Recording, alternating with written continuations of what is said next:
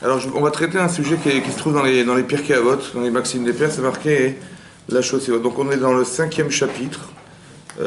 Ici, dans le Patacheleu, c'est la Mishnah Yud Gimel. En fait, dans la Mishnah, elle se trouve dans la Mishnah Yud. Alors, c'est marqué Arba Midot Ba'adam. Il y a 4 qualités, 4 vertus dans l'homme. Aomer, celui qui dit Sheli, Sheli, Veshelar, Shelar. Celui qui pense que voilà, ce qui est à moi est à moi, et ce qui est à toi est à toi. Moi, c'est moi et toi, c'est toi. Alors, non. Ce qui est à moi est à moi, et ce qui est à toi est à toi. Alors, celui-là, hein, c'est Mida Benonit. On dit que c'est une qualité moyenne. On verra. Je vous lis le texte, après on réfléchit.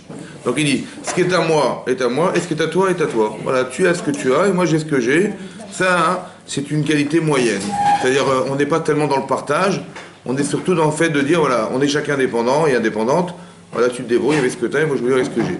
Ok. Yeshomrim, Zomidat Sedom. Ça, c'est la qualité de Sedom. Ah, c'est grave, hein. On sait ce que c'est Sedom, oui.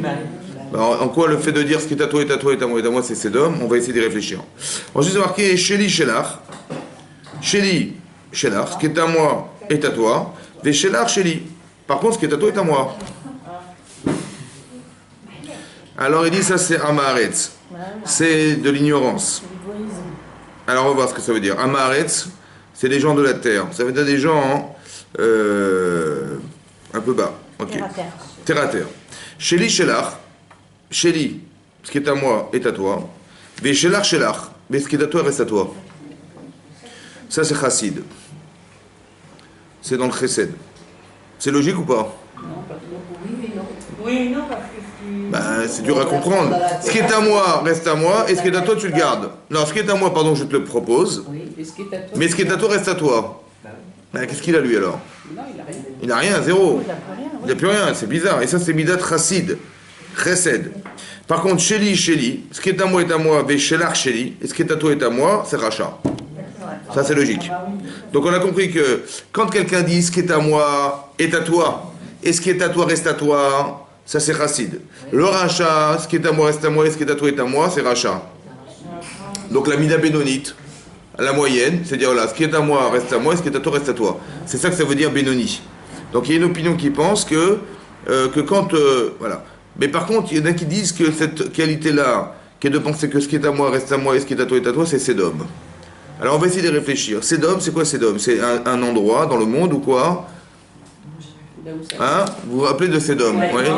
Bon, qu'est-ce que c'est de cette région aujourd'hui et géographiquement? C'est quoi aujourd'hui? Hein? C'est la mer morte. C'est la mer morte. La mer morte, ça veut dire qu'est-ce qui vit là-bas? Est-ce qu'il y a des végétaux qui vivent? Est-ce qu'il y a des animaux qui vivent? Rien. Ils sont découverts dans Comment? Dans l'eau de sel, des poissons. Ils n'avaient jamais vu ça. Ça c'est dans le film, mais en vérité, non, est-ce que c'est ah peut-être. Alors, je sais, en tout cas, c'est bizarre parce que comment on peut vivre dans nous-mêmes de mettre nos yeux là-bas? Elle est très salée. Il n'y a pas de vie possible. Même la végétation ne vit pas. Après peut-être des microbes qui créent des choses, je sais pas. En tout cas, il en reste que c'est pas viable. Mais c'est marrant que ça veut dire que ça n'est pas viable. Ce qui peut s'appeler une mida bénonite, une mida moyenne, n'est pas viable. Pourquoi c'est pas viable? Voilà, ce que j'ai, je l'ai, ce que tu as, tu regardes. Voilà, tu vis avec ce que tu as, je vis avec ce que j'ai. C'est pas viable. Pourquoi c'est pas viable? Pourquoi le bénoni, ah, il n'y a pas de partage, c'est vrai. Mais bon, c'est pas grave, il n'y a pas de partage, mais tu vis avec ce que tu as. C'est pas grave. C'est une société égoïste alors. Hein? C'est égoïste. Est-ce que c'est égoïste? Non, l'égoïste, c'est celui qui dit ce qui est à toi est à moi, et moi ce que j'ai, ce que je garde. Bon, ben, ça, c'est leur achat. Mais pourquoi cette faculté à penser que chacun se débrouille avec ce qu'il a? C'est Benoni. C'est Benoni d'un côté. C'est philosophiquement, bah, c'est pas rachat et c'est pas de sadique. On va dire comme ça, c'est Benoni, intellectuellement. Mais est-ce que socialement c'est viable? Non, il n'y a pas de pourquoi c'est vrai, c'est vrai. Mais quel était le problème de Sedom? Sedom, c'est quoi? La Gemara dans Sanhedrin, elle explique là-bas, hein, ouais, que Hachem, il a mis beaucoup de bracha dans cet endroit. Ça veut dire qu'il y avait de l'or, de l'argent, il y avait du pétrole, il y avait ce que vous voulez. Et donc il y avait beaucoup de richesses. Qu'est-ce qu'ont pensé les gens de Sedom? Ils ont dit, attendez, je suis désolé, pourquoi on va permettre aux autres à l'extérieur de vivre de nos richesses et d'exploiter nos richesses? Non, non, non, on ferme les frontières. Ils ont fermé les frontières. Mais en fermant les frontières, ils ont dit, on est dans l'exploitation de ce que nous avons. Donc, Sheli, Shelar, Shelar. Tu te débrouilles avec. On est arrivé à quel niveau de pensée que Sheli. Donc, ce que j'ai. Donc, si j'ai, tant mieux. Si j'ai pas, mais non, tant pis, pour moi. Mais si tu as toi, tant mieux pour toi. Si tu n'as pas, tant pis pour toi. Ça veut dire que les gens qui sont pauvres, qui n'ont pas de quoi manger, tant pis pour toi. Vous avez compris ou pas? Ben c'est ça, Chélie. Moi j'ai ce que j'ai. Et pas si je sais pas, j'ai pas. Mais si tu n'as pas, ben tu te débrouilles avec ce que tu as. Vous avez compris? On est arrivé dans une situation, c'est pas un problème de... Vous avez raison qu'il y a un problème d'échange, vous avez raison. Mais que le pire, c'est pas ça. C'est que si l'autre il l'a pas, tant pis pour lui. Pourquoi? Parce qu'au départ, on est parti dans l'idée qu'on exploite ce que nous avons dans nos terrains. Personne à l'extérieur ne rentrera chez nous. On ferme les frontières. Donc on est l'exploitation de la richesse personnelle et on s'engage dans, voilà, nous on a, tant mieux pour nous. Vous n'avez pas, bah, tant pis pour vous. Vous n'avez pas eu de chance. Vous n'avez pas eu de, voilà, il fallait pas tomber dans une région qui était pauvre. Vous avez compris? Ou comme tu n'as pas eu de chance d'être pauvre, ben c'est tant pis pour toi parce que chez l'art. Tu vis avec ce que tu as. T'as pas de quoi manger, c'est pas grave. On n'est pas dans l'empathie et dans le désir de combler le manque des autres. Cette philosophie, elle est bénonite. D'un côté, ben c'est l'autre, il a. Le rachat, il lance. Tout ce que tu as, je le garde pour moi. Donc vous avez compris, c'est ça Benoni. C'est-à-dire que c'est une réflexion moyenne, mais le Benoni, il y a une frontière qui est insupportable. C'est que quand l'autre il a, bah, tant mieux pour lui, s'il n'a pas, aucune réaction. Vous avez compris? Voilà. C'est comme un petit peu, c'est pour vous donner un exemple, vous allez comprendre. Il y a marqué Nagban dans Rosh Hashanah, il dit là-bas, il y a 3 livres ouverts devant Hachem. Oui, on sait qu'à Rosh Hashanah, il y a 3 livres. Il y a le livre des Tzadikim, oui, des Rechaim, et des Bénonim. Vous voyez? Où c'est marqué Sifré Chaim, Sifré Metim, Sifré Bénonim. Alors, pourquoi Racha c'est Met et pourquoi Tzadik c'est Chai? Ouais. Chai ça veut dire vivant et Racha ça veut dire Met. Oui? Alors, en fait, est-ce que vous pensez qu'il y a franchement, est-ce que vous pensez qu'il y a des livres devant Hachem? Et Dieu, est-ce qu'il a une grande barbe? Non. Est-ce que non? Bon, il n'y a pas de livre. Ça va, on est d'accord? Hein? Vous n'avez pas vu, mais est-ce que vous pouvez réfléchir le dimanche? Il y a du papier là-bas, il y a du papier, il y a des stylos, il y a quelque chose, franchement entre nous. Bon, il n'y a pas. Donc c'est quoi Chachamim quand ils ont dit il y a des livres? Ça veut dire quoi il y a des livres? Il y a marqué dans les Pirkei Avot, c'est marqué dans les Pirkei Avot, Kol Maasecha, tous tes actes, Basefer Nirtavim, sont inscrits dans un livre. Bon, est-ce que vous croyez qu'il y a des livres? Bon, c'est difficile à croire. C'est quoi l'image du livre finalement? C'est quoi l'image du livre? On inscrit dans un livre. Alors là-bas, le Yarbetz, il explique. Il a dit comme ça, le livre en vérité, c'est la conscience humaine. Nefesh Adam, vous savez comme ça. Il y a votre corps, il a des pulsions, il a des besoins. Vous avez une neshama qui a d'autres besoins. Mais entre les deux, qu'est-ce qui fait pont entre la conscience, entre la conscience corporelle et la conscience spirituelle? Vous êtes en dilemme dans votre vie. Vous dites, je vais au chiot ou je vais pas au chiot? Attendez, j'ai des courses à faire, j'ai des machins, un truc, je dois faire à manger à midi, est-ce que je viens au cours ou pas? D'un côté, ben, c'est nécessaire, mais d'un côté, je suis embêté parce que comment je vais m'arranger physiquement? Ce dilemme-là, c'est la contradiction qui existe entre votre corps, qui a des responsabilités physiques, et votre spiritualité qu'on a d'autres. Alors qu'est-ce qu'on fait? Alors il faut faire un choix. Ok. Ah ben, vous avez choisi de venir au cours, Khazak. Ça va? Ça veut dire que vous avez fait un choix, après on s'arrangera avec le temps qui nous restera. Mais ça veut dire que vous avez un dilemme.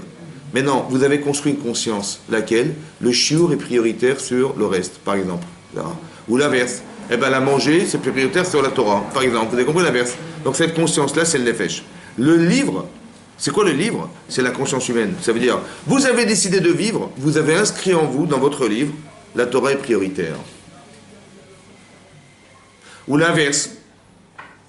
Vous avez compris? Ou bien Benoni. C'est quoi Benoni? Ben, des fois on fait des mitzvot, des fois on fait des avérotes, on est partagé.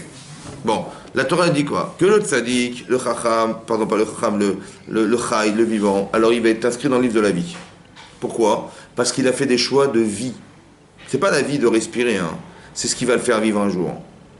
L'inverse, met, c'est ce qui est mort. Ça veut dire que ce qui n'a pas... Si j'ai fait un choix de ce qui me limite dans ma vie spirituelle, je suis quelque part, en fait, limité. Il y a quelque chose qui ne vit pas en moi.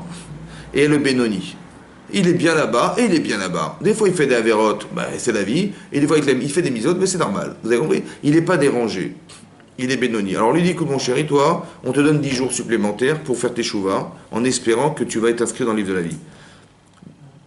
On laisse un choix au Benoni. Qu'est-ce qui est plus compliqué? D'être un rachat ou être un Benoni? Plus compliqué. Plus compliqué. Pourquoi c'est quand? Parce que c'est toujours attendez, le tzaddik il a fait un choix ou pas? Le rachat il a fait un choix? Mais est-ce que le Benoni il a fait un choix? Est-ce que le moitié il a fait un choix? Ben là, il est bien là-bas, il est bien là-bas. Voilà, monsieur, il va dans des mariages où tout le monde danse, voilà, il est mélangé, machin, et il va à la synagogue prier. J'ai pas compris. Tu vas à la synagogue prier et tu vas dans des endroits où les femmes et les hommes ils dansent ensemble. Alors, il faut, bah écoutez, c'est la vie, c'est comme ça, on va pas faire honte aux gens, je sais pas. Mais t'as pas fait de choix, mon vieux. C'est-à-dire qu'il faut faire un choix dans la vie. C'est où tu adhères à la Torah, ou tu n'adhères pas à la Torah. Le Rachet dit, moi la Torah, j'en veux pas. Ok, il a fait un choix. Le Tzadik, il a fait un choix. Mais toi, t'as fait des choix. Pourquoi c'est compliqué? Parce que la personne qui se contente d'être dans les deux, elle peut jamais faire teshuva. Vous comprenez ce que je veux dire? C'est ça le Benoni qui est compliqué. Parce que quand on est rachat, on peut faire teshuva quand on est rachat. Et quand on est tzadik, eh ben on garde sa voix, on sait ce qu'on doit faire. Mais quand on est Benoni, on est entre deux chaises. Qu'est-ce qu'on fait? Je dis, bah attendez, d'un côté, je suis religieux, d'un côté, écoutez, je comprends les gens qui ne le sont pas. Et je tolère et j'accepte. Mais je dis, bah moi, tu peux pas vivre, tu peux pas être blanc et noir. Tu peux pas vivre dans l'obscurité en espérant la lumière et tu vis dans l'obscurité sans espérer la lumière. C'est inconcevable. Il y a un problème de conscience intérieure. Vous avez compris? Le Benoni, il est problématique parce que, finalement, il est les deux. Alors Hachem, il dit que tu as 10 jours pour faire un choix. Il n'a pas assez d'émouna, en fait. Après, on va expliquer ce que ça veut dire. Mais vous avez compris la problématique? Benoni, c'est à la fois c'est un choix facile, parce que voilà, je suis dans les deux. Ça va? Shéli, Shelar. Mais tu te rends pas compte de ce que ça veut dire. Ça veut dire que tu es entre deux. Ça veut dire que ni tu partages ta vie, ni tu échanges, ni tu es dans l'empathie. Si l'autre il a, bah tant mieux pour lui. S'il n'a pas, bah tant pis pour lui. Vous avez compris? Vous avez compris ce que ça veut dire? C'est très grave. C'est-à-dire que même en couple, on peut vivre comme ça aussi. Shéli, Shelar. Ça va, on peut vivre en couple comme ça, sans se rendre compte qu'au final, on n'est pas dans la problématique de l'autre. On dit, écoute, si tu as ton but, si tu n'as pas, c'est tant pis pour toi. Il fallait te débrouiller, il fallait faire comme ça, il fallait t'arranger, il fallait essayer de rechercher. Et ben voilà, tant pis pour toi. C'est Benoni, ça. Ça veut dire que je ne suis pas dans essayer de trouver des solutions à la personne. Je suis dans l'acceptation de la problématique. Et je dis, écoute, c'est comme ça, tu te débrouilles. C'est Benoni, c'est Sédom. C'est quoi Sédom? C'est comme ça. Il y a des pauvres, c'est tant pis pour eux. C'est comme ça. Voilà, on va pas essayer de les aider parce que comment ça rentre dans cette dynamique d'aider les gens qui sont en souffrance? Attendez, nous, on va... Chélie, alors quoi, Chélie, ça va diminuer? Ce qui est à moi, je vais t'obliger, monsieur, de prendre en charge des gens qui n'ont pas su se débrouiller dans la vie. Vous avez compris ou pas? Le type, il est pauvre, qui se casse la tête, qu'il aille travailler, qu'il se débrouille. Mais qu'est-ce qui se passe, en vérité? Parce que j'ai peur de perdre. J'ai un capital qui doit rester, qui doit fructifier et pas m'occuper de la vie de 100 autres gens qui ne savent pas se débrouiller dans la vie. Ça va pas. Vous avez compris? Ça, c'est l'esprit de celui qui est Benoni. Ça veut dire, écoute, moi je me suis débrouillé, j'ai gagné ma vie. Tu l'as passé, c'est ton problème, tu te débrouilles. Shelar. Ou bien, tu as réussi, tant mieux pour toi. Tant mieux pour toi, mais moi ce que j'ai pas envie de... Je n'investis jamais pour les autres. Shelar. Et en couple, ça peut être très dangereux, parce que ça veut dire que parce qu'on est dans une bulle en fait qui nous enferme en se disant je sais ce que j'ai gagné et t'as qu'à faire comme moi et si tu fais tant mieux pour toi. On n'est pas dans un échange. C'est un peu comme si vous voulez un petit peu comme ça. Quand on est célibataire, on ne pense qu'à soi. On est d'accord ou pas? Donc je suis un homme. Écoutez, je cherche au mieux pour moi, le mieux pour moi. Et quand on est une femme, on cherche aussi le mieux pour soi. Maintenant les gens sont à notre service pour exercer quelque chose qui est le mieux pour moi. Voilà. J'ai tout à gagner, j'ai rien à perdre. Vous avez compris? Cet esprit, c'est l'esprit du célibataire. Il ne faut pas être des célibataires mariés. Oui, parce que quand on est célibataire marié, j'exploite la situation d'être marié parce que j'ai envie de gagner. Ouais, ma femme, il faut qu'elle m'apporte ce que je ne peux pas faire moi-même. Ça va? Voilà. Mais non, si tu es capable, tant mieux. Si tu n'es pas capable, je me marie pas avec toi. Shelar. Ça veut dire que... Vous avez compris? Ou l'inverse. Attendez, moi, je ne me suis pas marié avec un plouc. Ça va? Il faut que ça rentre. Il faut que le frigidaire... non, attendez, il y a d'autres hommes qui gagnent bien leur vie. Je t'ai choisi parce que j'espérais que ma vie serait heureuse avec toi. Et nous, on confond souvent le bonheur avec le plaisir. Ça va? Il faut que la vie soit plaisante, non, agréable, non. Mais les gens confondent le côté agréable, le côté bonheur. Alors, le bonheur, est-ce que le bonheur, c'est ce qui est agréable? Ça y participe. Est-ce que c'est ça le bonheur? Hein? Est-ce que c'est agréable d'avoir des enfants? Agréable. Non, c'est un bonheur d'en avoir, mais est-ce que c'est agréable? Ça demande des tâches, ça demande de la responsabilité, ça demande d'être une vraie maman, ça demande plein de choses. C'est pas agréable, mais c'est un bonheur. Parce qu'on existe avec nos enfants, on est fiers d'avoir ça. Et les gens confondent malheureusement la notion du bonheur et la notion du plaisir. Les gens pensent que ce qui est plaisant, c'est ce qui est heureux. Mais ce qui n'a rien à voir, vous avez compris ou pas? Et cet amalgame-là fait que, Shelar, ce qui est à moi, pardon, Shelar. Ce qui est à moi est à moi. Ce qui est à toi est à toi. Mais joue ton rôle de femme pour ton mari. Voilà. Le mari dit, joue ton rôle de femme. Ouais. Mais ce qui est à moi est à moi. On ne partage pas. Tu joues ton rôle, je joue mon rôle. On se détermine des tâches à la maison, mais ce qui est à toi est à toi. Moi, je rentre pas dans la cuisine, mais rentre pas dans ma vie. Ça va? Et ne me demande pas de faire des trucs pour toi, parce que chéli, shelar. Vous avez compris? Ce qui est à moi, tu me demandes de participer à ta vie, mais c'est la tienne. Ah bah c'est un couple ça? Ben non! C'est ce qu'on est en train d'expliquer. C'est Mida de Sédom. Sédom, ça veut dire quoi Sédom? C'est la Mida, la qualité de Sédom. Ça veut dire, ça veut dire qu'en fait on cohabite ensemble, mais il n'y a pas de coexistence. Il n'y a pas de coexistence, il n'y a pas d'existence. On n'existe pas, puisque chacun dans son trou, dans sa petite bulle. Ben c'est frustrant. Parce que quand une femme a besoin de son mari, ben il n'est pas là. Et quand un mari a besoin de sa femme, elle n'est pas là. Chéli. Écoute, on a mis une frontière entre nous. Ce qui est à moi reste à moi, ce qui est à toi est à toi. Occupe-toi de ta vie, laisse-moi tranquille. Ça va que ça veut dire, c'est ça que ça veut dire. Moi j'ai des capitaux qui sont les miens, ne me demande rien. Tu veux, débrouille-toi. Ça peut créer des conflits aussi de couple parce que, imaginez-vous l'inverse. Presque shalom, ouais. Pour avoir des couples qui vont mal le vivre. Imaginez-vous un homme, il gagne sa vie, sa femme elle gagne plus que lui. Alors, khalas. Vous avez compris? C'est l'inverse, maintenant l'inverse. Un homme il gagne sa vie, mais sa femme elle gagne beaucoup plus que lui. Ce qui arrive dans les couples, hein. Mais c'est la guerre. Parce que pourquoi? Au lieu de dire, tant mieux, ma femme elle gagne de l'argent, tant mieux pour moi. Eh ben non, parce que shelar. Vous avez compris ou pas? Et c'est pas normal que ce que tu as plus que moi. On est dans une forme de compétition. Comme si que la dominante, c'est qu'un homme, dans sa virilité, il soit plus fort que sa femme, dans sa dominante. Et là, c'est l'inverse qui se passe, parce que sur le plan financier, c'est pas ce qui se passe. Et là, ça devient la guerre. Ça va? Ça veut dire quoi la guerre? Ça veut dire que c'est pas normal. Inconsciemment, il va lui faire la guerre, parce qu'elle a plus de moyens. Et parce qu'on parle du principe au départ que chéli, shelar. Mais si c'est à toi, et que tu as... Attends, c'est pas normal que tu aies plus que moi. Quand tu as moins que moi, alors je dis, c'est ta faute, hein, c'est comme ça, il fallait travailler plus pour gagner plus. Bon. Et l'autre, il dit, mais quand c'est l'inverse, quand elle gagne plus que moi, comment je vais faire? Alors quand on est unis, il n'y a pas de problème. Mais quand on est désunis, c'est une catastrophe. Vous avez compris ce qui se passe? Et les gens divorcent pour ces raisons qui sont... Ils vont vous donner des arguments, en fait, les arguments extérieurs, ouais, quand même, part comme ça. En vérité, le fond du fond, le problème, c'est qu'ils ne supportent pas la différence. Et ça ne rentre pas dans un cadre éducatif, familial qui avait été conçu au départ. Parce que c'est le mari qui entretient sa femme et pas l'inverse.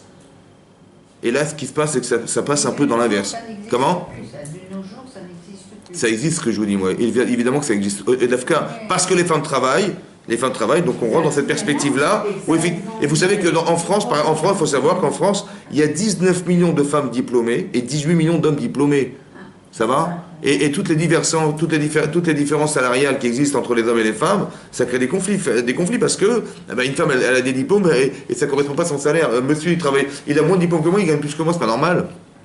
Et on est dans cette mida bénonite, ça veut dire dans cette mida moyenne qui est de dire, écoute, je vis pour moi, je suis indépendante, etc. Et ça peut occasionner malheureusement des divorces. Pourquoi aussi? Parce que étant indépendante, elle dit, si t'es pas content, tu peux partir, il n'y a pas de problème. Moi je sais, ou alors je suis plus heureuse seule que vivre à deux dans ces conditions-là. Mais pourquoi c'est comme ça? Parce qu'il n'y a pas d'échange. Chéli, shelar. On part du principe que ce qui est à moi est à moi, ce qui est à toi est à toi. Mais c'est soit un mina bédonite. C'est vrai que philosophiquement, il n'est pas rachat et il n'est pas tzaddik, c'est vrai. Il n'est pas chesed, il n'est pas l'inverse. C'est bédoni, mais d'un côté, c'est pas viable.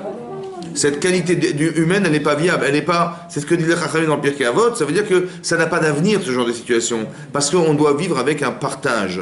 Il y a un échange qui s'exerce. Je vous ai dit déjà dans les cours que quand Hachem a dit à Adam Arishon, Lotov yiyot Adam levado, ça n'est pas bien d'être seul, et nous on a dit tout de suite, il faut qu'il se marie.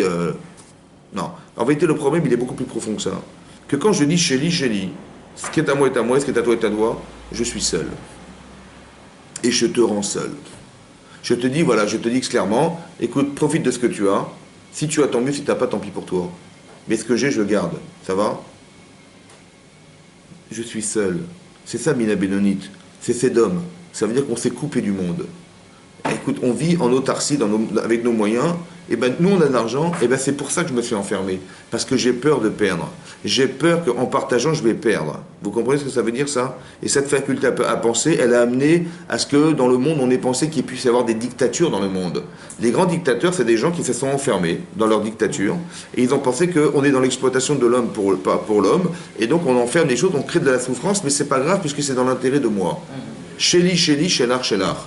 C'est pas grave, c'est ton statut, tu deviens un esclave. Tu deviens l'esclave des dirigeants de ce monde. Tu deviens l'esclave de ceux qui organisent la richesse du monde.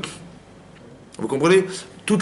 Regardez l'esprit aujourd'hui dans le monde, c'est quoi? L'esprit de la mondialisation. C'est quoi la mondialisation? Il faut absolument produire, parce qu'on veut absolument avoir des bénéfices. Au détriment de quoi? De la souffrance animale, de la nature qu'on détériore. On va prendre des vaches, on leur donne de la viande à manger, parce qu'il faut que ça grossisse, vous comprenez? Des poulets, on va les mettre dans des enclos, pour qu'ils vont grossir 4 fois plus vite que d'habitude. Pourquoi? Parce qu'il faut bien gagner. Et sous prétexte qu'on est de plus en plus de monde sur la Terre, alors il faut produire de plus en plus, mais en vérité on détériore la nature. Et on pollue la nature. Et en vérité ça se retourne contre qui? Vous avez compris ce que ça veut dire? C'est la mida bénonite. Ça veut dire, attendez, moi, je fais du commerce pour nourrir le monde, mais en vérité, est-ce que je le fais pour le monde ou je le fais pour moi? Mais si je le faisais pour le monde, j'aurais fait attention à la nature. J'aurais fait attention à ceux qui vont vivre après nous.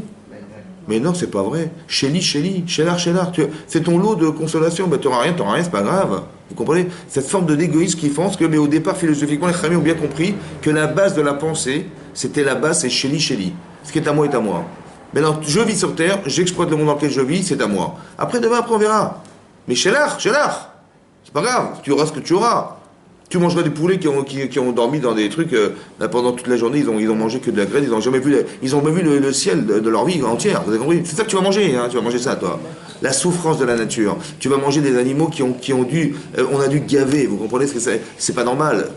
Vous avez compris ce que je veux dire? Mais c'est pas grave, parce que Chéli.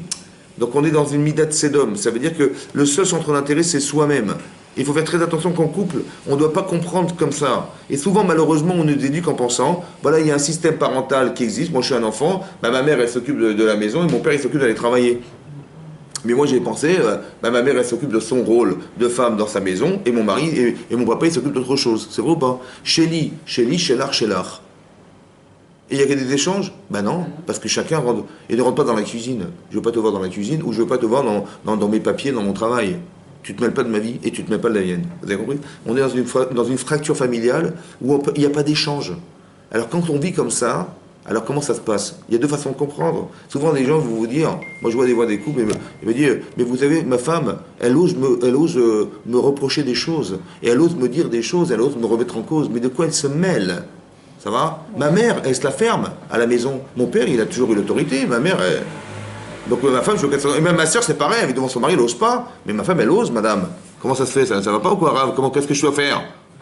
Bon, je lui dis, dis-moi, pourquoi tu t'es mis dans la position de ton père dominant? Pourquoi tu t'es mis dans la position de ta mère qui était victime de la dominance de ton père? Pourquoi t'as pas eu pitié de ta mère? La pauvre, serpillière, toute sa vie. Tu aurais dû dire, mais ma femme jamais sera comme ma mère, Chazé Shalom, parce que ma mère, mon père, il buvait du scotch toute la journée. Il la mettait sur la bouche de ma mère. Vous avez compris pas? C'est effroyable. Pourquoi tu es fier d'être comme ton père et pas malheureux comme ta mère? Ça va? Alors il faut comprendre qu'il doit y avoir un échange. C'est pas Chéli. Moi je fais partie du monde masculin viril, donc je suis comme mon père, je fais copier-coller mon père. Mais pourquoi tu n'arrives pas à comprendre qu'il y a un échange dans la vie? Il faut faire attention de faire que... Vous avez compris? Quand on est Benoni, on est moitié-moitié, c'est dangereux, parce qu'on n'est pas dans la partie de l'autre. On ne vit pas les autres, on n'est pas dans la souffrance de l'autre, on n'est pas... Tant l'autre y va, on n'est pas forcément heureux pour lui, parce qu'il a réussi, et quand il est malheureux, c'est tant pis pour lui. Vous avez compris? On est neutre. On ne doit pas être neutre. On n'est pas Benoni, on n'est pas des gens moyens. C'est ça qui est marqué dans le Pirkei Avot, il faut faire attention à ça, qu'on ne rentre pas dans Chéli, Shelar. Non, ça c'est Midat Sedom.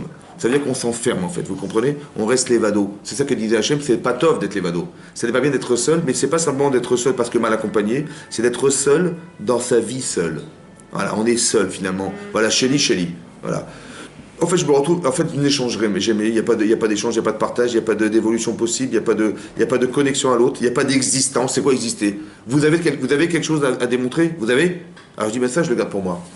Mais je dis, mais non, c'est pas ça qu'on voulait. On voulait pas que l'avoir qu'on t'a donné, il reste à toi. On voulait que tu sois capable de le partager. C'est ça exister, vous comprenez? Vous avez du potentiel, vous êtes courageuse, vous êtes intelligente, vous avez de la sensibilité. Mais si c'est pour vous-même, à quoi ça sert?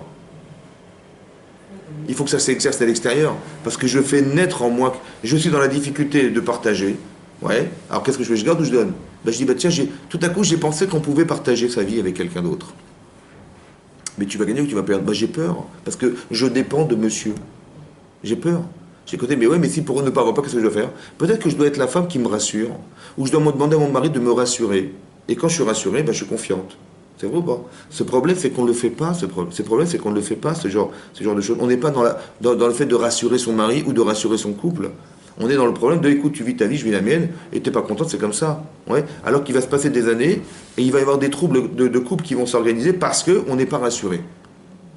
Et jusqu'à 30 ans, je suis pas sûr que mon mari, il va réussir à faire ça. C'est pas normal. Vous avez compris? Ou que ma femme, elle va... Et j'ai toujours des méfiances, et je fais toujours attention, et je suis toujours sur mes gardes. C'est pas normal. C'est l'inverse qu'il faut faire. Rassure ta femme. Et rassure ton mari, qu'il a fait un bon choix. Et quand on est rassuré, eh ben ça va, on a des bases construites sur lesquelles on peut s'appuyer pour ne pas avoir tout le temps peur. Il faut enlever les peurs. Ça veut dire il faut parler de ses peurs. Écoute, je suis pas sûr. Tu parles avec des femmes, je suis pas d'accord, etc., etc. Tu tutoies des gens, et je suis pas d'accord. J'ai peur que tu tombes dans ces pièges-là. J'ai peur, voilà, etc. Donc une femme, elle exprime ses peurs. Mais un mari dit, attends, tu fais pas confiance, il va se vexer. Voilà. Il va se vexer. C'est pas normal qu'il se vexe. Parce qu'en vérité, si ma femme n'est pas rassurée, je dois la rassurer. Je dis, t'as raison, écoute, t'as raison. Alors que la personne, elle se vexe d'un reproche. Mais t'as pas compris une chose, c'est que ta femme, elle a peur. Donc rassure-la. Au lieu de dire, attends, comment tu m'as jugé? Mais attends, je suis désolé, c'est pas normal. Mais tu crois quoi? Tu crois que je suis un voyou? Bon, j'ai peur pas que tu sois un voyou, que tu tombes dans ce piège du Yetzirah.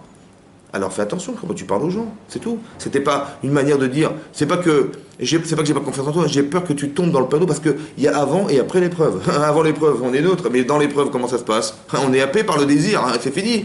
J'ai peur que tu tombes là-dedans, je suis désolé, j'ai peur. Donc il faut qu'un homme il rassure sa femme, autant qu'une femme elle rassure son mari. C'est pareil, que le rôle d'une femme, c'est d'apporter ce qu'elle est capable d'apporter à son mari. Mais je suis pas sûr qu'elle est capable de le faire. Alors une femme, elle va apporter l'assurance à son mari qu'elle est cette femme. Et ça, c'est très important qu'au départ, le début du mariage, quand on dit, vous savez, on sort pas dehors, on s'occupe de son couple, etc., la première année. Oui, même d'aller à la guerre, on n'a pas le droit d'aller à la guerre. Ça va, la Torah dit, on va pas à la guerre, pourquoi? Parce que c'est déjà la guerre à la maison. Non, on va pas à la guerre parce qu'on doit solutionner les problèmes intérieurs, c'est comme ça. Et on se rassure, et c'est très important de rassurer son épouse. Elle a fait un choix dans la vie, et ben on la rassure de ce choix. Et un mari, il a fait un choix dans sa vie, il a fait le choix d'épouser cette femme, et pour l'éternité, il faut qu'elle soit capable de rassurer son mari en disant, voilà ce que je suis, c'est exactement ce que tu as épousé. Et pas faire que, maintenant qu'on est casé, voilà, Hachem, on est tranquille. Ouais, tout à coup, Chéli, Shélach.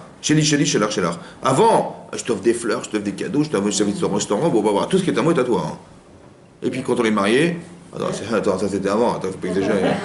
Attends, maintenant qu'on est casé, voilà, Hachem, tout à coup ça change, la philosophie, et c'est là qu'on voit la vraie nature des gens, ouais, c'est que tout à coup, malheureusement, ça devient Chéli. Écoute, on a mis une frontière, tu rentres pas dans ma vie, ça va, tu rentres pas dans ma vie. Et c'est Sédom, ça veut dire que c'est ça, Sédom. C'est la philosophie de Sédom, c'est-à-dire, on est dans l'exploitation de notre truc. Vous avez compris? C'est très important que... D'accord. Après, il y a marqué... Pardon? Il passe quand votre courant? Il passe quand? Bientôt, très bientôt. Alors, c'est important, hein, c'est important. Après, c'est marqué Chéli, Shélach, Véchélar, Chéli. D'accord? Alors, on a dit comme ça. L'amida bénonite, c'est Chéli, Chéli. Ce qui est à moi est à moi, ce qui est à toi est à toi. Ça va? Après... Alors ça peut être soit vu de façon moyenne, parce que c'est pas Racha ni Bédit Sadik, mais c'est aussi Sédom. Après, Chéli, Shélach, attention maintenant, ce qui est à moi est à toi. Mais attention, ce qui est à toi est à moi. Hein. Ah, attention, ce qui est à moi, je te donne tout ce que j'ai, mais à condition que ce qui est à toi, tu me donnes. Des fois, des femmes elles me disent, vous savez, moi des fois je m'investis avec mon mari, mais en face il n'y a rien, il n'y a pas de retour. Alors j'ai arrêté, stop, on arrête là. Attendez, moi j'ai surtout peur que quoi? Que mon mari va s'habituer à ce que moi je suis gentil, je suis machin, nanana. Il va s'habituer, mais lui qu'est-ce qu'il donne? Zéro. Ou l'inverse. Moi je donne tout à ma femme et tout, mais il n'y a pas de retour. Alors on est dans cette problématique. Chéli, Shélach, ouais, mais Shélach, Chéli. Attention, je te donne à condition que tu me donnes. Le problème c'est quoi? Attendez, j'ai des biens que je partage. Mais attention, tes biens, ils sont à moi. Autant que les miens sont à toi. Qui c'est qui est propriétaire? Mais quand même, ça reste le même. Est-ce qu'il y a un propriétaire? Encore une fois, ce qui est à moi te revient. Et ce qui est à toi me revient. Qui c'est qui est propriétaire? Les deux. Je répète. Quand je dis ce qui est à moi est à moi, ce qui est à moi est à moi, et ce qui est à toi est à toi. Donc on est chacun propriétaire de ses biens. Mais quand je dis ce qui est à moi est à toi, en quoi je suis propriétaire? Et ce qui est à toi est à moi, en quoi tu es propriétaire? Il n'y a pas de propriété. Ça veut dire quoi? Ça veut dire quoi? Ça veut dire que là c'est Amaharetz. Ça veut dire que c'est les gens de la terre. Regardez comment c'est marqué. Au début du Pirkei Avot c'est marqué Arba Midot Ba'Adam. C'est quoi Adam? Oui, c'est l'homme, mais ça vient de Adam à la terre. On est terre à terre. Ça veut dire on est terre à terre. Pourquoi vous croyez que le Pirkei Avot il parle de Adam? Il parle pas de Ish. Voilà, qu'est-ce qui est un homme? Voilà, un homme. Il y a 4 qualités dans l'homme. Le Esh, c'est le feu, c'est spirituel. Quand vous mettez votre main dans le feu, il ne faut pas laisser trop longtemps, ça brûle. Mais est-ce qu'on peut traverser le feu? Il n'y a pas d'obstacle. C'est spirituel. La terre, il y a un obstacle. Ça bloque. En vérité, ce qui bloque, c'est le corps. C'est votre corps qui vous bloque. Quand je dis Shéli, Shéli, Shélar, Shélar, etc., en vérité, je pense que est-ce que c'est le corps qui parle? Ou c'est la Neshama qui parle? Il y a 2 façons, écoutez-moi bien. Quand vous dites, attendez, moi, ce qui est à moi est à moi, tu te débrouilles. Et ce qui est à toi, c'est mon corps qui me dit, écoute, ce que tu as gagné, tu le gardes pour toi. Pourquoi tu vas le partager? C'est pas une réflexion spirituelle, c'est une réflexion physique. Quand je dis, écoute, on va être plus philosophe, moi je te donne tout ce que j'ai et tu me donnes tout ce que tu as. C'est Amaharetz. Pourquoi? Parce qu'au final, si tu dis je te donne, tu dois tout me donner. Ça va? Et tout ce que tu as, ça me revient. En fait, au final, on a l'impression qu'on n'existe pas. On n'est pas propriétaire de ce que nous avons. Tout est au service de l'autre. Mais attention, je donne à condition que tu me donnes. Tu conditionnes le don. Alors tu peux être contente et tu peux être déçue. Parce que quand tu donnes et tu vois qu'en face ça ne donne pas, tu dis attends non, c'était pas ça le marché, on a fait un marché tous les deux. C'est je te donne, tu me donnes. Le Rav il a dit il faut donner pour aimer. Ben, j'attendais que tu donnes mais tu donnes pas, donc je suis malheureuse. Ou l'inverse, le Rav il a dit il faut donner, ben, tu me donnes rien, je suis malheureux. Vous savez pourquoi? Parce qu'on a conditionné. On a conditionné l'existence de ce que nous avons au service de l'autre. Et donc mais attention, je te donne tout, donc je souffre pour toi. Mais il ne faut pas que je souffre pour toi, il faut que je sois heureuse ou heureux. Donc il faut qu'en échange tu me rendes. Ça c'est Amaharetz. Ça veut dire que quoi? Ça veut dire qu'on n'est pas propriétaire de ce que nous avons. Tout est au service de l'autre sans avoir compris qu'au final, on ne conditionne pas l'existence. C'est très difficile ce que je vous dis, parce que c'est dur de croire qu'on doit partager dans l'intérêt de l'autre et pas dans la condition que l'autre. Ça c'est Benoni, c'est Amaharetz. Ça va? C'est comme on dit, voilà, le socialisme, le communisme. C'est quoi le communisme? T'as rien à toi, tout est au service de la communauté. T'as quoi toi? Rien. Tu es au service communautaire, donc tu n'as rien. Mais c'est pas évident parce que c'est frustrant de voir qu'au final, on est là que pour les autres, mais on n'a rien pour soi. Ça veut dire qu'on n'a pas de contentement. Pourquoi c'est comme ça? Parce que j'attends de l'autre. Communautaire. Moi je te donne, mais tu me donnes. Si tu ne donnes rien, je te donne pas. Je donne pas. C'est ça qui peut arriver. Vous avez compris? Il peut y avoir le revers de la médaille. Tu dis, tu m'as pas donné, on arrête là. C'est ça, c'est Amaharetz. Parce que tu conditionnes sur les autres. Mais tu es tributaire des autres. Tu es pas intelligent et intelligente parce que tu sais bien que tu fais des choix de sacrifice personnel en espérant que l'autre il va faire comme toi. Mais tu as toujours cette problématique, pour l'interrogation, il va le faire ou pas? C'est conditionné. Donc s'il le fait, tant mieux. S'il le fait pas, c'est une catastrophe. Parce que j'ai tout donné, j'ai rien reçu. C'est Amaharetz, ça. C'est-à-dire c'est les hommes de la terre. Ça veut dire des gens qui attendent de l'autre que... C'est ça le communisme. On vit en société, on crée une société de partage. C'est quoi partage? Attends, je te donne, mais tu me donnes. Si tu ne me donnes pas, je te donne rien. C'est ça qui va se passer. Si tu ne me donnes pas, je te donne rien. C'est pire encore, vous avez compris? On devient rachat sous prétexte de partage, de communisme, de communautaire, de côté social. Mais c'est conditionné. Ça veut dire qu'il ne faut pas que tu me frustres. Parce que si je te donne et que tu ne me donnes pas, on arrête tout de suite, le marché il arrête tout de suite. C'est Amaharetz. Ça veut dire que si la type dit, écoute, et c'est simple, je ne vais pas rentrer dans la frustration de penser que tu ne vas pas me donner, alors je garde pour moi. Et toi, garde pour toi, comme ça on n'a pas de problème. Ça c'est Benoni. Mais c'est Sedom. Parce qu'il n'y a pas d'échange. À cause du fait qu'on puisse être déçu en pensant, ce qui est à moi, je te le donne, et ce qui est à toi, tu me le donnes, et que c'est conditionné par ce qui est à toi, tu me le donnes, et si tu ne me donnes pas, je ne te donne plus rien, on va devenir rachat à cause de ça. Ça va? Et c'est même pire que ça. Parce que quand vous donnez votre cœur à quelqu'un, et qu'en face de soi, il n'y a personne, comment ça se passe? C'est pire que d'être un Benoni. C'est horrible, vous avez compris? C'est pour ça que c'est un maharet, c'est dommage, c'est bête de croire ça. Tu dis, moi je donne, mais à condition qu'on me donne. C'est-à-dire, moi toute ma vie, je l'ai donné à mon mari, hein, toute ma vie. Hein. Et lui, malheureusement, sa vie, il ne me l'a pas donnée. Ça va? Parce qu'il vit la sienne et moi je suis complètement entière. Ou l'inverse. Moi, ma vie, j'ai donné ma vie à ma femme. Pour mon époux, j'ai tout donné. Et je vois qu'en face, elle se moque de moi, elle m'ignore, ou elle me fait honte devant tout le monde, etc.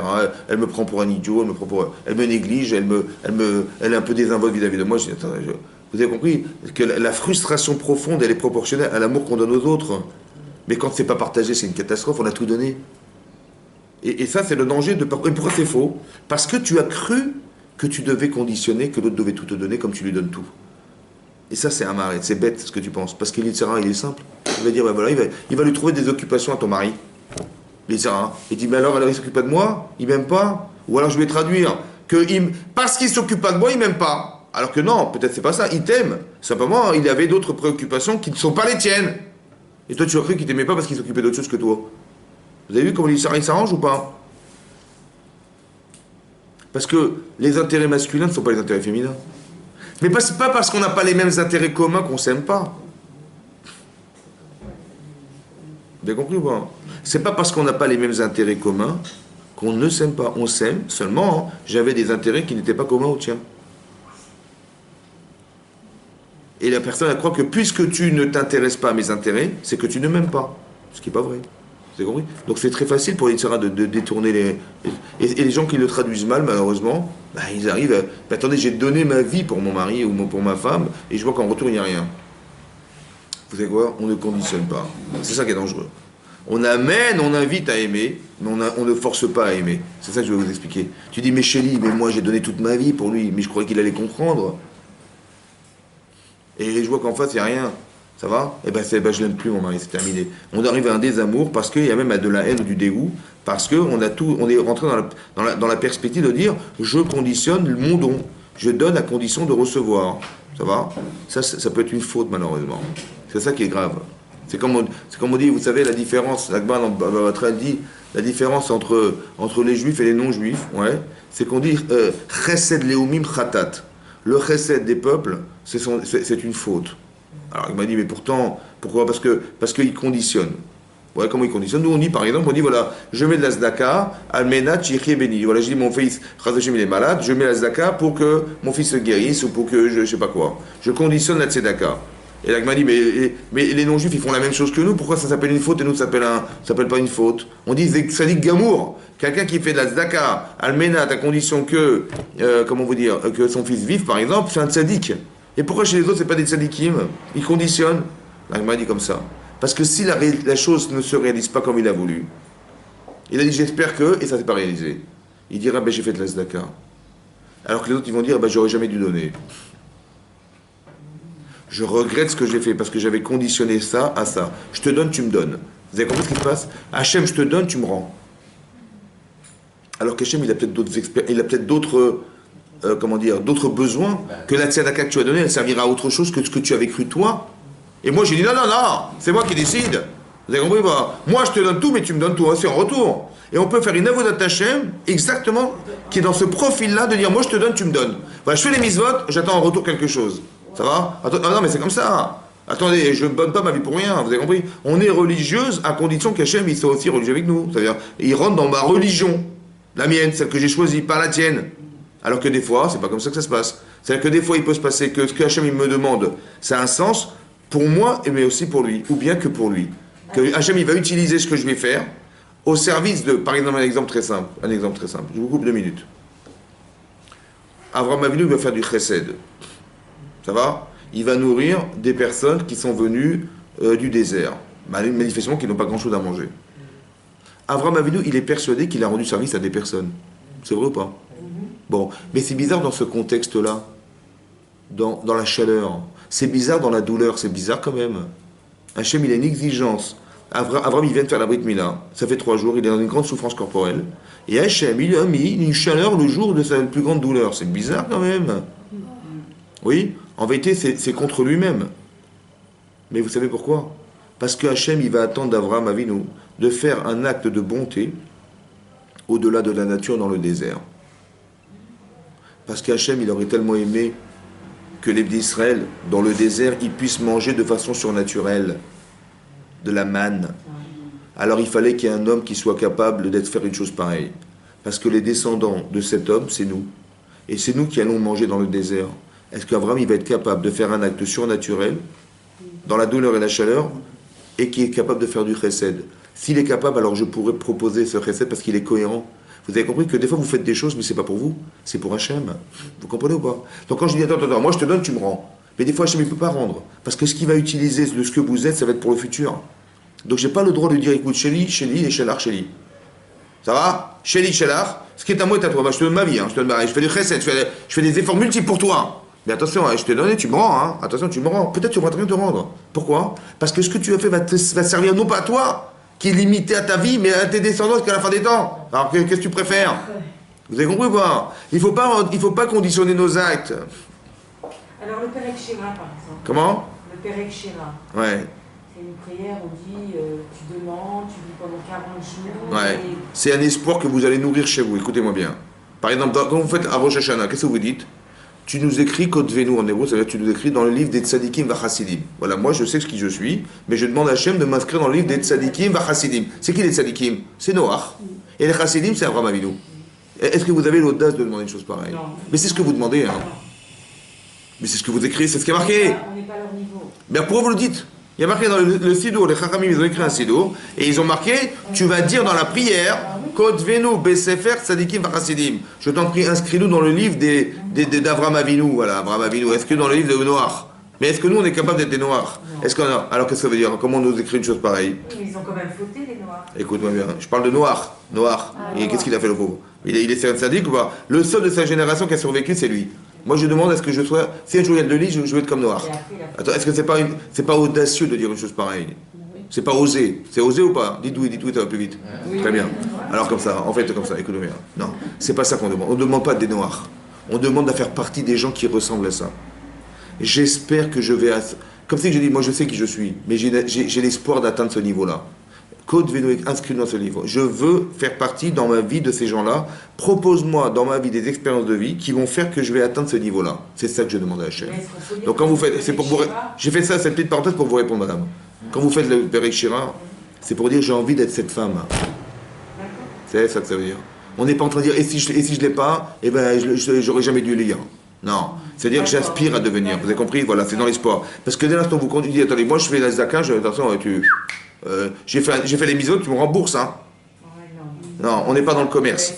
Non, mais c'est pas commerce. C'est ça que je dis, c'est Amaharetz. C'est de croire qu'Hachem c'est la banque. Et dit voilà, attends, j'ai fait pour toi, j'ai fait un prêt, tu m'accrédites mon prêt, c'est normal. Non, il n'y a pas de commerce, on ne fait pas du commerce avec Hachem, vous avez compris pas? C'est sincère, c'est ça, c'est-à-dire, ça c'est Amaharetz, c'est un ignorant qui raisonne comme ça. C'est-à-dire, attends, j'ai donné, tu me rends. Je fais les mises, je mets les filines pour gagner au loto. C'est comme ça. C'est comme ça. On fait d'échange à échange. Non, mais Chéli, moi je te donne ma vie, moi. J'aurais pu aller faire autre chose. Non, j'ai donné ma vie pour la mitzvah. J'espère qu'en retour, Chéli, que ce qui est à toi est à moi. C'est comme ça. On fait du commerce. C'est arrête ça. C'est des bêtises ça. Les gens qui ne sont pas religieux du tout. Ouais. Ils ont gagné au millionnaire. Ouais, au millionnaire. Khazak ou Bado. C'est parce qu'ils vont gagner là-haut, toi. C'est ça. Vous voulez que je vous réponde ou je m'énerve? Alors on y va. C'est rageant. Hein? C'est rageant. On va pas parler de ça, c'est gênant, mais je vais vous expliquer une chose. Regardez. Si des gens qui étaient des Réchaïm, ils étaient des pauvres. Et les gens qui étaient des Tzadikim, ils étaient des milliardaires. Qu'est-ce que vous auriez choisi? D'être des Tzadikim ou d'être de Racha? Un Racha, il est sous les ponts, madame. Ça va? Et un Tzadik, il aurait gagné beaucoup d'argent. Qu'est-ce que vous auriez décidé d'être? Une Tzadikette ou pas? Hein? Dites-moi la vérité. Mais pourquoi? Parce qu'il faut être Tzadik ou parce qu'il faut être milliardaire? Non, c'est milliards. Attendez, on ne s'est pas compris. Vous me dites c'est rageant. Attendez. Vous auriez fait le choix d'être milliardaire, pas... Attendez, c'est moi. Est-ce que vous... Non, je me fais une petite parenthèse. J'arrête le cours pour vous, là, madame. C'est pour vous répondre à un problème. Écoutez-moi. Vous dites c'est rageant. Ça veut dire quoi? Ça veut dire que vous n'avez pas compris une chose. C'est pas parce qu'il gagne de l'argent qu'on va lui ressembler. C'est pas normal. Parce qu'il est rachat. Alors, vous savez ce qu'il a fait Hachem? Il a fait comme ça. Il a donné une permission au Yetzerara de rendre riche des Rishaïm. Pourquoi faire? Pour dire maintenant, est-ce que tu veux être une Sadéquette parce que tu gagnes de l'argent ou tu veux être une Sadéquette parce qu'il faut être une Sadéquette? Tu peux être une rachat qui a du fric, hein. C'est rageant, hein. Non. Ça a été fait exprès justement pour que toi tu fasses le choix d'être une Sadéquette. Tu dis, c'est pas parce qu'un rachat gagne de l'argent que je vais être un rachat. Non. Je vais être une tzadékette parce qu'il faut être une tzadékette, parce que c'est ça la volonté d'Hachem. Alors qu'est-ce que vous voulez que les Tzerara? Il vous propose contre la volonté, vous avez Hachem d'un côté, vous avez les Tzerara de l'autre. Qu'est-ce qu'il va pouvoir argumenter monsieur pour arriver à vous faire lâcher Hachem? Vous savez comment il va faire? Il va faire qu'un rachat il gagne sa vie. Mais pas il gagne sa vie, il gagne très bien sa vie. Il est devenu le chaliard du Yetzirah, celui-là. Alors maintenant, c'est vous qui choisissez. Vous avez compris? Tu dis, c'est tentant quand même. Je vois le rabbin, il n'est pas très riche, et l'autre, il est milliardaire. C'est pas normal. Alors je préfère, c'est vous qui choisissez. Vous avez compris ou pas? C'est fait pour ça. C'est un jeu, c'est pas un... Donc faut pas râler, c'est pas râlant, c'est bête. C'est ça que je dis, c'est amaret. Ça veut dire que c'est dommage que vous ayez enfermé dans le paraître. C'est dommage. Vous avez compris? Vous avez compris? Parce qu'à la fin, il ne faut pas regretter on a été bête, on était dans le paraître. C'est dommage. Vous avez compris? C'est ça que je vais vous expliquer. C'est ça, c'est l'esprit de Sheli, Shelar. Ou bien, de ce qui est à toi est à moi. Parce que moi, ce qui est à moi est à toi. Non. Chassid, vous avez compris? Le chassid, c'est ça maintenant. Le chassid, c'est quoi? Sheli, Shelar.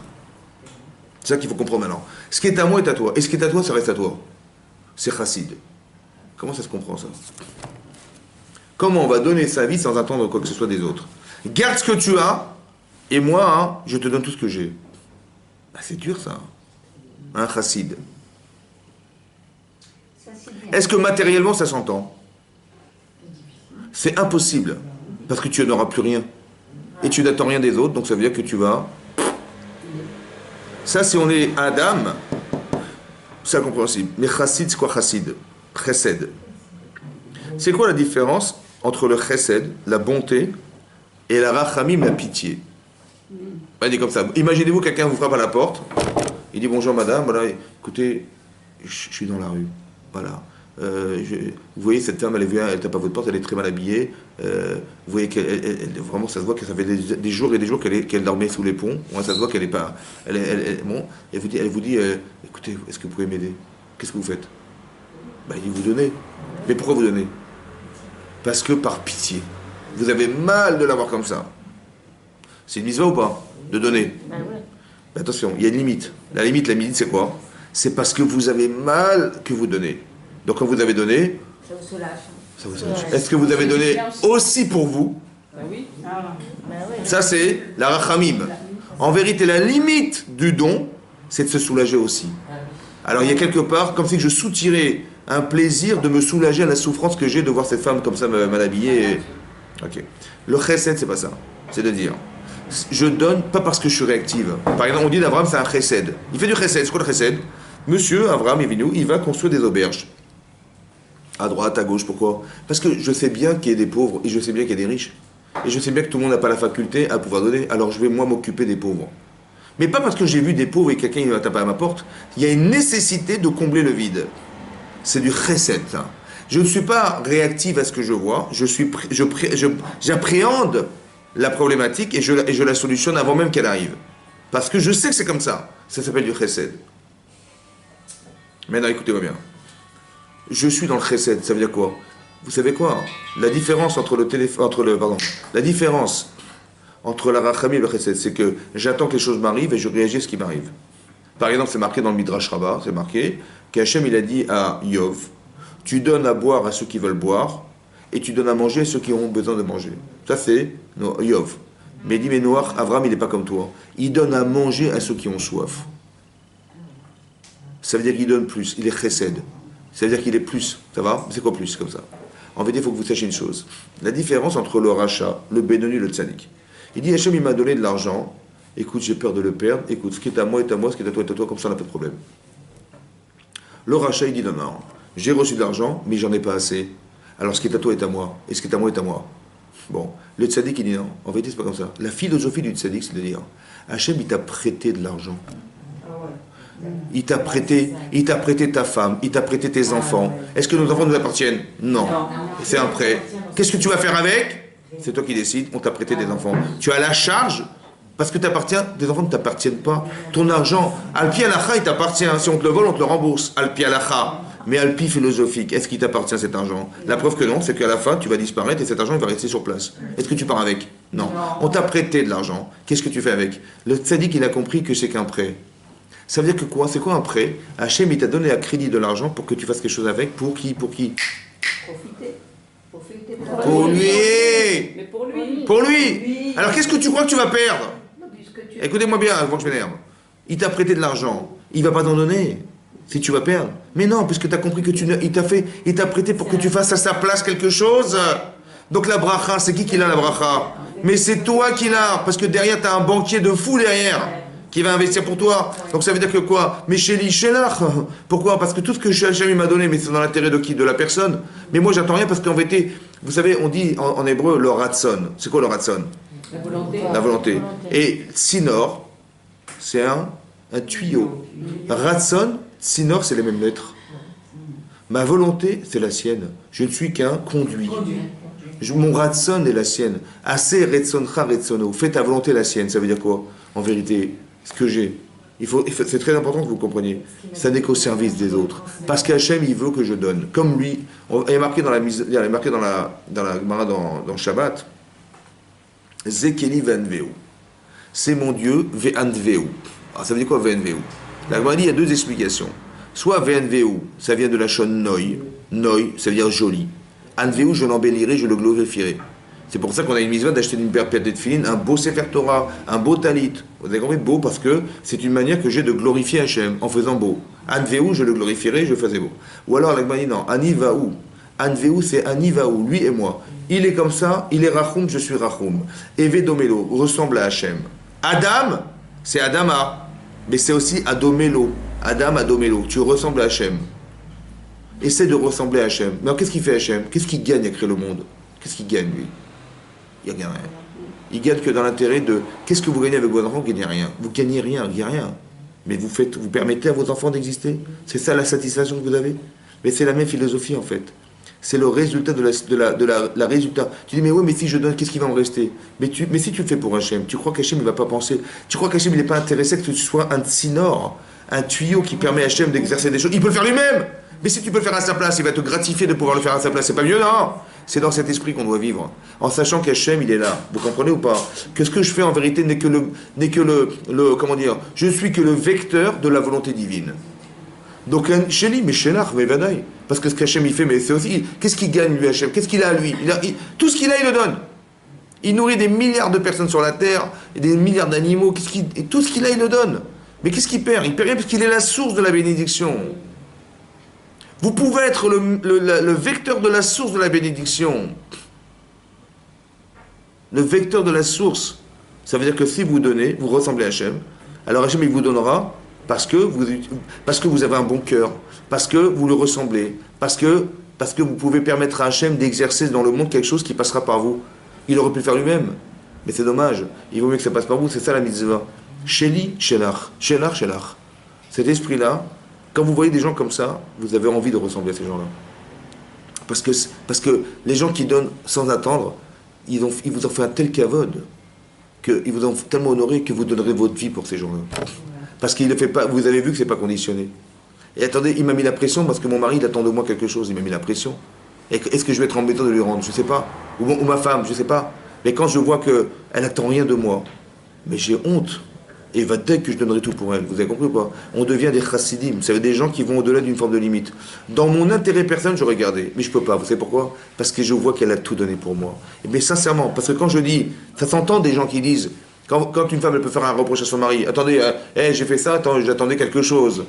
Alors il sait que vous lui mettez la pression. Autant qu'une femme, on lui met la pression. Quand on dit, mais j'attendais de toi, mais t'attendais de moi, mais attends, est-ce que je serai en mesure de rendre? Et c'est ça mon problème, c'est que je ne suis pas sûr que je pourrais te rendre à la mesure de ce que tu m'as donné. Je crée un problème. Mais quand je ne mets pas de conditions, Chélie, ne t'inquiète pas, et tout ce qui est à toi est à toi. Mais dis, mais comment je vais faire? Je ne te mets pas de pression. Tu vous avez compris? Et là, tout à coup, on est partenaires. Et nous, on croit qu'on va perdre en pensant que l'autre, il va exploiter cette situation. Mais quand c'est fait vraiment sincèrement, on n'a pas peur, parce que c'est sincère. Et la personne, elle sent la sincérité. Ça se sent, ça se vit. Ça, c'est tzadik. Vous avez compris ou pas? Il faut être tzadikette, ça veut dire, dès l'instant où je mets une condition, j'ai perdu. Et dans l'instant où je dis, non, écoutez, on va pas se faire de mal. Voilà, ce qui est à toi est à toi, ce qui est à moi est à moi. Comme ça, on n'a pas de problème. C'est aussi pas bon. Vous avez compris ou pas? À chaque fois qu'il y a une limite qui est insupportable. Et la vraie limite, c'est la limite spirituelle. C'est-à-dire de dire, moi, de toute façon, je fais des Shem Shamaim. Je sais qu'Hachem est avec moi, j'ai rien à perdre. Vous avez compris ou pas? Et dans cet esprit-là, vous n'avez rien à perdre. Parce que vous ne faites pas... Votre mari n'est un vecteur que de volonté divine. Et votre femme n'est un vecteur que de volonté divine. Elle a besoin de vous, ouais, et il a besoin de vous. C'est comme ça. Donc c'est dans cet esprit-là qu'on construit un couple, et dans cet esprit-là qu'on consolide des liens. Parce qu'il n'y a rien pour soi, vous comprenez? Tout est au service de... Voilà. Et moi, je sais que je sais faire parce que je le fais les Shem Shamaim. Voilà, moi, je sais que mon mari, il a besoin de tout ce que je lui donne. Et quand je fais à manger, je lui fais plaisir, etc. Mais c'est sa volonté, et c'est celle de mon mari, et c'est celle d'Hachem, qu'est-ce que je perds? À force de donner, tu vas perdre? Non, tu perds quoi? Tu perds des moyens, mais tu gagnes en spiritualité, tu deviens une femme exceptionnelle, tu nourris ta conscience de femme, tu nourris ta conscience de mari. C'est extraordinaire. Vous avez compris? Chazak ou Baruch Medav? Chazak.